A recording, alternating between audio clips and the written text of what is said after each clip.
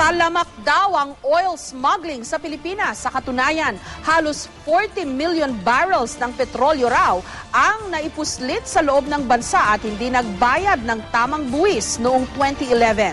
Dahil sa oil smuggling, bilyon-bilyong pisong kita raw ang nawawala sa ating bansa. May report si Bernadette Reyes. Sa dami ng nadadagdag na bagong mga sasakyan kada taon, milyon-milyong bariles ng petrolyo ang nakukonsumo.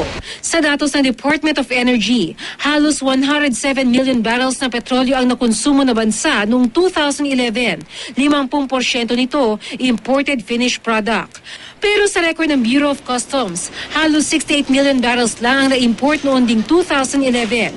Kaya halos 40 million barrels ng petrolyo raw ang naipustit sa loob ng bansa at hindi nagbayad ng tamang buwis. Ayon sa Independent Philippine Petroleum Corporation Association o IPCA, isa sa mga modus ng smugglers ang paglipat ng langis mula sa malaking vessel papunta sa maliliit na barko tulad ng mga fishing vessel. Direkta sa dagat na malaki, di ba? International water at sinalubong siya, halimbawa ng mga fishing boat at dumadao lang sa maliliit na terminal. Pero maliit na porsyento lang daw ng mga smuggled oil ang ipinupuslit sa dagat. Malaking bahagi nito na ipupuslit sa pamamagitan ng misdeclaration. Darating halimbawa 30 million na liters, ang idideklara lang 10 to 15 o hindi kalahati lang yun. Sa Philippine Daily Inquirer, sinabi ni Ramon Ang na chairman at chief executive officer ng Petron Corporation na laganap ang oil smuggling sa bansa. Aabot daw sa 30 hanggang 40 billion pesos ang nawawalang kita ng pamahalaan taon-taon dahil sa oil smuggling. Sinubukan ng GMA News na makausap si Ang pero nasa ibang bansa raw ito sa ngayon. Dati nang sinabi ng Pilipinas, Shell at Chevron na malaking problema sa bansa ang pagpupuslit ng langis. Mungkahi ng Chevron, bigyan ng police powers ang Department of Energy.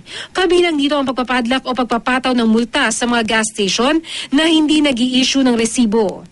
Bukod pa sa nawawalang kita sa pamahalaan, maaaring nakakabili rin ng mababang klase ng langis sa mga motorista sa paglaganap ng oil smuggling. Kaya magiging masusiraw ang inspeksyon nila sa mga gasolinahan.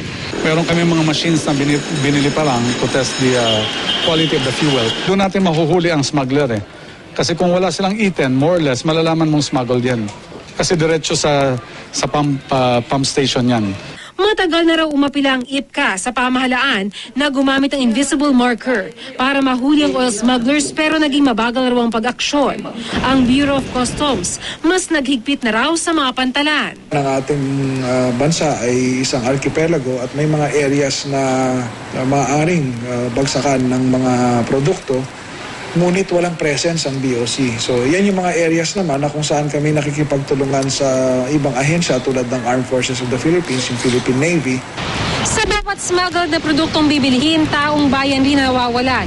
Katumbas kasi ito ang bilyon-bilyong pisong buwis na dapat sana'y maaaring gamitin papagawa ng bagong paaralan, kalsada at mga ospital. Maging ang asosasyon ng truckers naniniwalang talamak ang oil smuggling sa bansa. Pero may paraan daw para mahuli ang mga ito kung gugustuhin.